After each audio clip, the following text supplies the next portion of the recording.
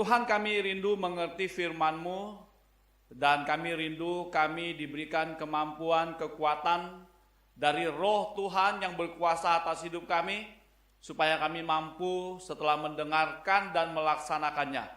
Sehingga satu hari nanti, tatkala kami bertemu dengan Tuhan, Engkau berkata, berbahagialah kami yang percaya dan melakukan firman-Mu. Terima kasih Bapa, dalam nama Yesus kami berdoa. Amin. Baik Bapak Ibu Saudara, kita akan membaca satu bagian dari firman Tuhan yang diambil dari 1 Yohanes pasal 45 sampai 51 ya. Saya akan membacakan untuk Bapak Ibu Saudara semuanya. Filipus bertemu dengan Nathanael dan berkata kepadanya, "Kami telah menemukan Dia yang disebut oleh Musa dalam kitab Taurat dan oleh para nabi, yaitu Yesus, anak Yusuf dari Nazaret." Kata Nathanael kepadanya, "Mungkinkah sesuatu yang baik datang dari Nazaret?" Kata Filipus kepadanya, "Mari dan lihatlah." Yesus melihat Nathanael datang kepadanya, lalu berkata tentang dia, "Lihat, inilah seorang Israel sejati, tidak ada kepalsuan di dalamnya." Kata Nathanael kepadanya, "Bagaimana engkau mengenal aku?" Jawab Yesus kepadanya, "Sebelum Filipus memanggil engkau, aku telah melihat engkau di bawah pohon ara." Kata Nathanael kepadanya, "Rabi, engkau anak Allah, engkau raja orang Israel." Yesus menjawab katanya, karena aku berkata kepadamu, aku melihat engkau di bawah pohon ara, maka engkau percaya. Engkau akan melihat hal-hal yang lebih besar daripada itu. Lalu kata Yesus kepadanya, "Aku berkata kepadamu, sesungguhnya engkau akan melihat langit terbuka dan malaikat-malaikat Allah turut naik kepada Anak Manusia." Bapak Ibu Saudara, judul kita adalah, tema khotbah hari ini adalah Israel sejati, saudara-saudara. Dan kata Israel sejati itu muncul dari perkataan Yesus Kristus, ya.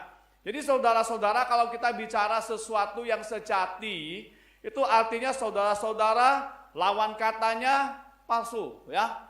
Sesuatu yang sejati itu berarti tidak palsu, ya. Jadi lawan kata dari sejati itu adalah palsu, tidak murni isinya, ya. Biasanya saudara-saudara kalau kita beli madu, orang selalu memberikan slogan menawarkan dia menjual madu asli. Madu asli adalah baik yang dilihat, yang dirasakan seluruh daripada madu itu, sebotol madu itu semuanya asli, tidak bercampur, ya. Nah, jadi saudara-saudara yang dikasihi Tuhan, tiap-tiap kali kita percaya orang mengatakan dia menjual madu asli, kita beli dengan harga mahal, ternyata tidak asli, kita akan merasa rugi, ya. Kita merasa rugi karena ternyata tidak asli, tidak otentik, ya, tidak original. Nah, jadi saudara-saudara, kalau peribahasa juga sering mengatakan ada udang di balik batu, ya. Jadi saudara-saudara, dari batu itu, orang berpikir batu, di balik batu itu ada udang. Itu juga sama dengan tidak orisinil, tidak asli. Sedangkan kata sejati itu berarti original, asli, ya, tulus, yang artinya tulus, ya, dari Tuhan. Nah, Bapak Ibu saudara-saudara, ini merupakan sebuah bagian yang sangat penting karena kita melihat teks hari ini dari sisi manusianya, ya. Jadi saudara-saudara, pertama kali kita perlu memahami bahwasanya Yesus tahu yang mana asli, yang mana palsu. Ya, Yesus tidak bisa dibohongi oleh apapun dan siapapun. Sebetulnya istilah Israel sejati itu yang mengartikan kepada kita umat Tuhan yang sejati. Umat Tuhan yang orisinil, yang asli, ya. Jadi Bapak Ibu saudara-saudara, Tuhan bisa membedakan yang mana gandum, yang mana lalang. Lalang dan gandum akan tumbuh bersama-sama dalam perumpamaan Yesus tentang kerajaan Allah dan akhir zaman, ya. Jadi saudara-saudara, waktu mereka bertumbuh bersama, modelnya sama. Sama dengan di mana-mana saja, termasuk di komunitas orang percaya. Kalau dilihat dari luarnya saja, sama. Dilihat dari ucapan-ucapannya saja, klaim-klaim imannya saja, sama-sama mengatakan haleluya. Tapi saudara-saudara, gandum dan lalang itu dibedakan dari buahnya. Ya, jadi saudara, Tuhan itu tahu yang mana asli, yang mana tidak asli. Yang mana sejati, yang mana tidak sejati.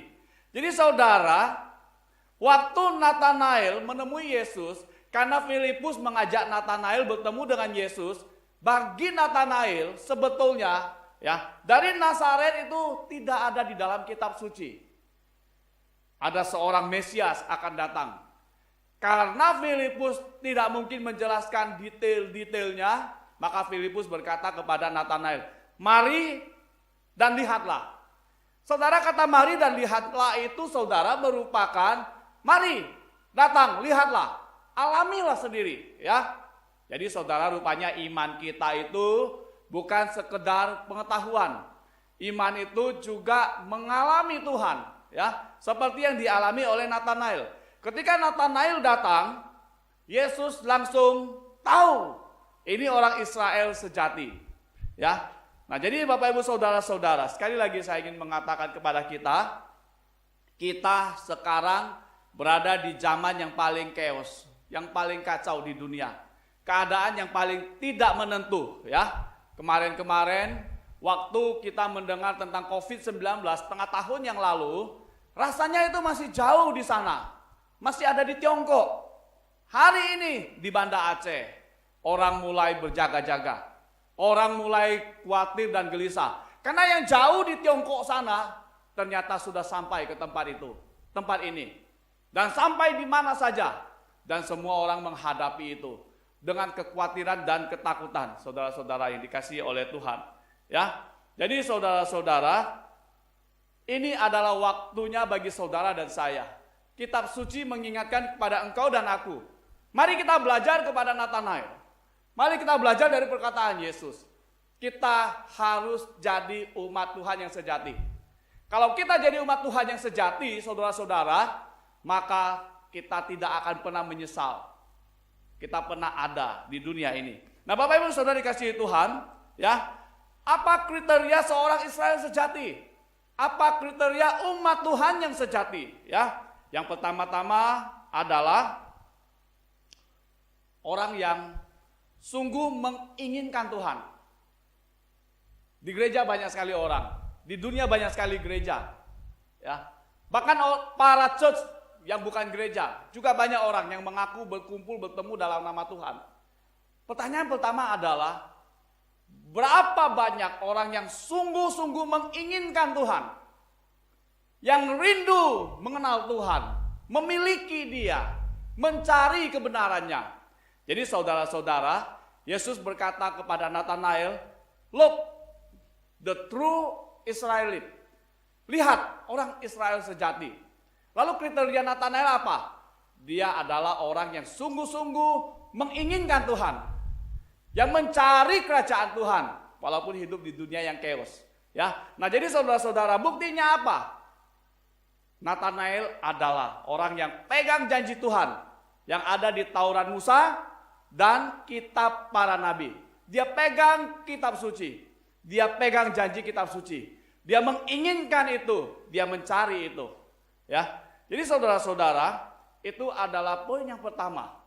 Umat Tuhan yang sejati adalah umat yang menginginkan rajanya, menginginkan Tuhannya, lebih dari segala-galanya. Saudara-saudara, dalam situasi seperti ini kita perlu belajar. Ya. Hati kita perlu kita arahkan supaya kita tidak menjadi suam-suam kuku tentang Tuhan. Nah, yang kedua adalah poin yang kedua yang Yesus berikan, yang katakan kepada Nathanael bahwasanya dia Israel sejati adalah bahwasanya seorang Israel sejati di dalamnya tidak ada kepalsuan. Tadi kitab suci mengatakan ya, Yesus berkata, ini dia Israel sejati, yang di dalamnya tidak ada kepalsuan. Nah, hari ini saudara-saudara, banyak sekali peristiwa-peristiwa mendukakan hati terjadi. Karena kita bertemu dengan orang-orang yang di dalamnya ada kepalsuan. Persahabatan yang di dalamnya ada kepalsuan. Kebersamaan yang di dalamnya ada kepalsuan. Yang paling celaka adalah perkawinan yang di dalamnya ada kepalsuan. Bukan cinta sejati. Ini mendukakan orang. Ini menyusahkan orang. Dan ini juga mendukakan Tuhan. Apalagi relasi dengan Tuhan yang ternyata ada kepalsuan. Saudara, banyak sekali orang berkumpul di gereja pada zaman gereja mula-mula. Ketika gereja, agama Kristen menjadi agama negara, maka pada waktu itu banyak orang bergabung ke gereja. Karena kalau dia orang Kristen, dia mudah jadi pejabat. Hari ini saya bersyukur kepada Tuhan.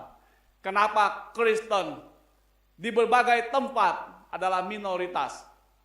Sehingga tidak menawarkan roti saja, tapi juga menawarkan salib. Hari ini saya bersyukur kepada Tuhan. Di Indonesia, kita mengalami berbagai persoalan dari lingkungan. Karena kita ingin mencari Tuhan. Baru-baru ini PGI mengeluarkan surat yang meminta kepada pemerintah untuk menjamin orang Kristen supaya bisa beribadah secara online di rumah masing-masing, menyelenggarakan ibadah di rumah masing-masing, yang waktu belakangan diganggu-ganggu sama masyarakat yang sebenarnya tidak paham dengan kekristenan. Jadi Bapak Ibu saudara-saudara, ketika gereja menjanjikan sesuatu, ketika Kristen membuat orang bisa mudah jadi pejabat, saudara-saudara, maka umat Tuhan sejati itu persentasinya menjadi kecil sekali. Lebih banyak orang mau jadi Kristen supaya bisa naik pangkat. Lebih banyak orang mau jadi Kristen supaya dia mendapatkan jabatan. Lebih banyak mau jadi Kristen supaya dia jadi mayoritas. Dia terlindungi oleh kelompok manusia. Tapi saudara-saudara, yang Tuhan tawarkan salib, itu sebabnya banyak sekali orang yang mengaku umat Tuhan, tapi tidak orisinil. Hatinya tidak menginginkan Tuhan. Dan saudara-saudara, hatinya tidak sungguh-sungguh ada di komunitas itu. Tapi ada sesuatu yang dicari melalui komunitas itu. Dan saya ingin berkata kepada saudara, orang seperti itu adalah orang yang paling bodoh. Engkau di tempat yang menawarkan kemuliaan yang kekal. Engkau di tempat yang menawarkan hidup yang kekal. Tapi engkau mencari sesuatu yang bisa binasa. Salah tempat. Itu sebabnya saudara-saudara, Yesus berkata, ini Israel sejati. Di dalam dirinya tidak ada kebohongan. Kalau tidak ada kebohongan, berarti ada ketulusan. Sungguh-sungguh terbuka. Sungguh-sungguh ingin Tuhan. Sungguh-sungguh menginginkan kerajaannya. Nathanael adalah orang itu. Sepanjang hidup dia mencari Tuhan. Dia menunggu janji Mesias. Menunggu janji berdasarkan kitab suci. Dan waktu dia bertemu dengan Yesus, saudara-saudara, dia betul-betul disebut sebagai Israel sejati. Nah, poin yang kedua adalah tidak ada kepalsuan. Berarti ada ketulusan. Di luar dan di dalam sama. Yang diucapkan dan yang di hati sama. Itu namanya sejati. Itu umat Tuhan yang sejati. Bukan ditunjuk-tunjukkan kepada orang lain. Hari ini saudara, banyak sekali orang berpikir jadi Kristen itu, ikut Tuhan itu, jadi umat Tuhan itu hanya dengan ucapan-ucapan saja, omongan-omongan saja. Banyak orang berpikir jadi ikut Tuhan itu, jadi umat Tuhan itu cuma nyanyi-nyanyi saja. Tapi hidupnya tidak, hatinya tidak. Itu sebabnya dalam kitab suci, Yesus menyindir orang Farisi yang berkata, mulutmu memuji aku, tapi hatimu tidak ada aku. Waktu Yesus menyindir orang Farisi, mereka pintar sekali berkata kitab suci. Mereka tahu sekali klaim-klaim Injil, klaim-klaim Alkitab. Tapi hatinya tidak ada Tuhan. Dan hari ini terlalu banyak orang pintar sekali bicara kitab suci. Hafal sekali ayat-ayat kitab suci. Tapi ternyata di hatinya tidak tunduk kepada kitab suci. Di hatinya tidak memegang janji-janji kitab suci. Yang dicari adalah sesuatu yang di dunia ini saja. Dan itu bukan yang sejati. Yang sejati adalah yang tidak ada kebohongan. Berarti yang tulus. Dan yang ketiga, saudara-saudara, yang perlu saudara dan saya miliki juga sebagai umat Tuhan yang sejati, sehingga kita disebut Israel yang sejati, yaitu saudara, kepekaan bahwasannya Tuhan sudah datang. Kepekaan kepada Tuhan. Jadi waktu Natanael bertemu dengan Yesus, langsung Yesus berkata, ini Israel sejati. Dia bertanya kepada Yesus, ya, bagaimana engkau tahu? Tadi luar biasa juga ya. Worship leader bilang waktu dia berkata kepada Filipus, apakah ada orang Nazaret yang ada sesuatu, ada Mesias dari Nazaret? Begitu ketemu Yesus, dia berkata, Rabi, engkau anak Allah yang hidup. Wah, itu klaim yang penting, saudara-saudara, ya. Waktu bertemu dengan Yesus, Yesus bilang orang Israel sejati. Natanael kaget, kok dia tahu apa yang kucari di hatiku? Ya, itu bukti keautentikan daripada Israel sejati. Memang di dalam seluruh jiwa dari hidupnya, dia menantikan kerajaan Tuhan. Dia menginginkan Tuhan. Lalu Yesus berkata kepada dia, pada waktu engkau ada di bawah pohon ara, aku sudah melihat engkau. Saudara mungkin lihat kan biasa saja, ya. Tapi saudara perlu tahu, pohon ara itu tidak seperti pohon ara yang kita lihat di lingkungan kita. Pohon ara itu adalah pohon yang lebat sekali, ya, yang rimbun sekali, orang bisa sembunyi di dalamnya. Waktu Yesus berkata, engkau ada di pohon ara, aku sudah melihat engkau.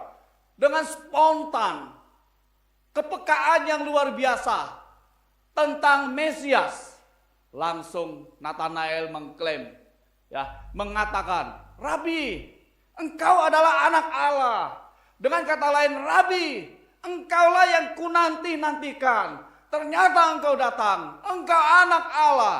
Sebuah klaim yang luar biasa sekali. Sebuah klaim yang hanya bisa keluar dari hati yang terdalam oleh orang Israel sejati. Karena dia betul-betul menginginkan Mesias itu.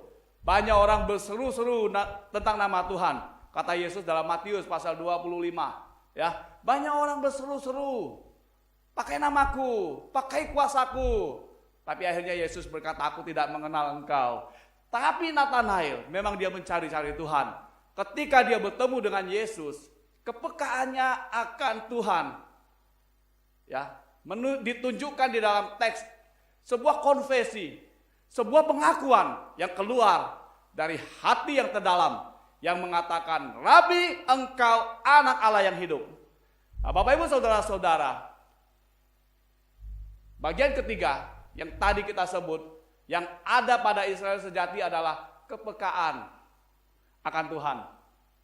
Sering sekali saudara-saudara, di dalam lingkungan, di dalam situasi, di dalam keadaan yang tidak stabil, dalam suasana yang kacau, barangkali dalam keluarga yang kita tidak bisa kendalikan, atau kita tidak mahir, atau kita kurang skill, atau mendatangkan kesusahan, persoalan, bermacam-macam persoalan, ya, saudara-saudara, sensitivitas kita akan Tuhan menjadi tumpul. Dalam situasi yang kacau, yang sulit, yang tidak bisa diterima itu, saudara-saudara, kadang-kadang kita tidak sensitif. Tuhan begitu dekat. Tuhan punya rancangan. Tuhan menanti kita memanggil Dia. Ini menjadi satu tantangan. Jadi saudara-saudara, Israel sejati itu adalah orang yang begitu peka akan Tuhan. Ya, pertama begitu menginginkan Tuhan. Kedua, keinginan itu murni, tulus. Ya, tidak ada udang di balik batu. Batu ya batu, udang ya udang, ya. Dan yang ketiga, begitu peka akan kehadiran Tuhan. Dan itu juga ditunjukkan oleh beberapa hamba Tuhan yang hebat, yang pernah melayani sebagai misionaris. Salah satunya adalah Hudson Taylor. Satu kali Hudson Taylor didatangi oleh pembantunya yang adalah orang Tiongkok, ya, yang membantu dia mempersiapkan kegiatan makanan, ya, ketika mereka melayani sebagai misionaris menjangkau suku-suku Tionghoa di pedalaman. yang orang-orang Inggris nggak mau pergi, kecuali Hudson Taylor. Jadi pembantu dia itu datang mengatakan, Pak, kita punya cadangan makanan sudah mau habis. Kita hanya bisa makan hari ini, dan mungkin besok kita tidak makan lagi. Saudara, kalau Anda diperhadapkan dengan situasi seperti itu dan Anda adalah pemimpin, bagaimana reaksi?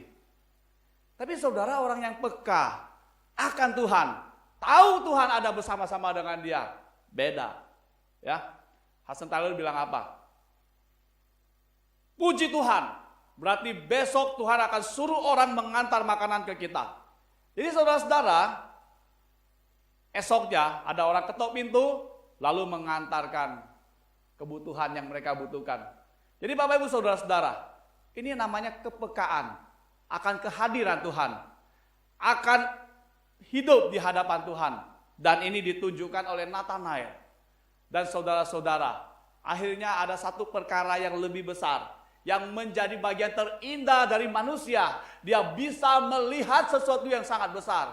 Karena Yesus berkata, waktu engkau di pohon ara, di bawah pohon ara, aku melihat engkau.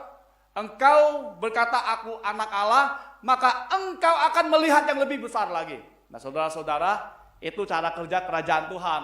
Waktu kita setia dalam perkara kecil, tulus dalam perkara kecil, sensitif dalam perkara kecil, Tuhan akan kasih kita perkara yang lebih besar. Kita akan melihat yang lebih besar. Perkataan yang Yesus katakan, engkau akan melihat anak manusia duduk di sebelah kanan Allah, lalu malaikat naik turun melayani dia. Sebetulnya Yesus sedang mengumandangkan, memproklamasikan, dialah firman Allah yang jadi manusia. Dialah Mesias, dialah firman itu, dialah Allah itu yang bertahta di tahtanya. Malaikat turun dan naik melayani dia. Saudara, sebetulnya Yesus sedang membuka rahasia dirinya kepada Nathanael yang memang betul-betul menginginkan Tuhan, yang tulus mengasihi Tuhan, yang sensitif dengan Tuhan. Saudara, perkataan Yesus ini ada di kitab Yesaya pasal 6. Waktu Yesaya berdoa di bait suci, lalu tiba-tiba dia mendapatkan penampakan dari Tuhan. Tuhan menyatakan dirinya di bait suci, di tempat ibadah. Dia melihat ada satu tahta yang tinggi sekali, tangkanya tinggi sampai ke langit. Lalu dia melihat ada malaikat naik turun melayani seorang anak manusia yang adalah Allah dan adalah Yesus. Yesus lagi buka rahasianya, Itu sebabnya saudara-saudara, waktu Yakub bergumul dengan salah satu malaikat dan minta nama Tuhan, tidak dikasih. Tuhan bilang, untuk apa kamu tahu namaku? Ganti namamu jadi Israel. Dan saudara-saudara, kepada Nathanael diberikan kesempatan untuk melihat Allah yang bertahta, dilayani oleh malaikat itu, dia bisa melihat. Dan sebetulnya Yesuslah yang ada di atas tahta itu. Itu menjadi rahasia terbesar. Itu sebabnya kita orang Kristen, kita percaya Yesus manusia sejati. Karena dia melakukan pekerjaan penebusan. Dia harus jadi kita untuk menebus kita. Dan kita juga tahu, Yesus Allah sejati. Kalau dia bukan Allah sejati, dari mana kuasa dia menundukkan alam? Dari mana kuasa dia menundukkan setan? Dari mana kuasa dia menyembuhkan orang sakit? Dan dari mana kuasa klaim-klaim yang dia katakan itu? Jadi Bapak Ibu dan saudara-saudara yang dikasihi Tuhan, kalau kita tulus, kita betul-betul menginginkan Tuhan, kita sungguh-sungguh tulus, kita terbuka, dan kita sensitif dengan Tuhan, maka Tuhan akan memberikan kesempatan kita melihat lebih lagi. Itu sebabnya Anselmus mengatakan, aku percaya maka aku akan melihat. Aku percaya dan aku akan melihat lebih banyak. Dan imanku akan tambah kuat. Kira-kira seperti itu. Bapak Ibu Saudara dikasih Tuhan, tema khotbah hari ini adalah untuk kita yang orang-orang Kristen. Tuhan begitu mengasihi kita. Itu sebabnya dia minta kita untuk baca firman ini, belajar firman ini. Dan dia mau kita evaluasi diri, terbuka kepada dia. Pertanyaan pertamanya adalah saudara-saudara, Apakah kita menginginkan Tuhan? Apakah kita menginginkan Yesus, mencintai Dia, mengasihi Dia dengan hati, segenap jiwa, segenap kekuatan, segenap hati? Itu pertanyaan penting. Kalau memang kita sudah hambar, gara-gara macam-macam persoalan, ini waktunya untuk kembali ke kasih mula-mula kepada Tuhan. Dan yang kedua, ya, apakah kita tulus kepada Tuhan? Apakah kita terbuka apa adanya kepada Tuhan? Tuhan menghargai keterbukaan kita. Walaupun kita tertutup, Dia tahu. Tapi Dia menghargai keterbukaan kita, ketulusan kita, ya, keaslian kita menginginkan Dia. Dan yang ketiga, apakah kita sensitif kepada Tuhan dan kepada pekerjaannya di dalam hidup kita? Percayalah, Tuhan tidak pernah bohong. Tuhan tidak pernah ingkar janji. Kalau engkau buka hatimu, engkau menginginkan Dia, engkau tulus kepada Dia, engkau peka akan kehadiran Dia, maka matamu sendiri akan melihat karya Tuhan yang lebih besar di dalam hidupmu. Apa saja Dia bisa buat untuk kebaikanmu. Karena itu, mari kita jadi Israel sejati. Sama dengan mari kita menjadi umat Tuhan yang sejati. Dan mata kita akan melihat kebaikan-kebaikan Tuhan, karya-karya Tuhan. Dan kita akan memuji Dia. Haleluya dari mulut dan haleluya dari hati. Mari kita berdoa. Bapa di surga, biarlah firman-Mu menguatkan kami. Membuka hati dan jiwa kami. Karena kami tahu kesempatan tidak banyak. Kesempatan sekarang dibukakan. Ini kesempatan terbaik. Biarlah Tuhan kami memulai dari nol pun kami rela. Asal kami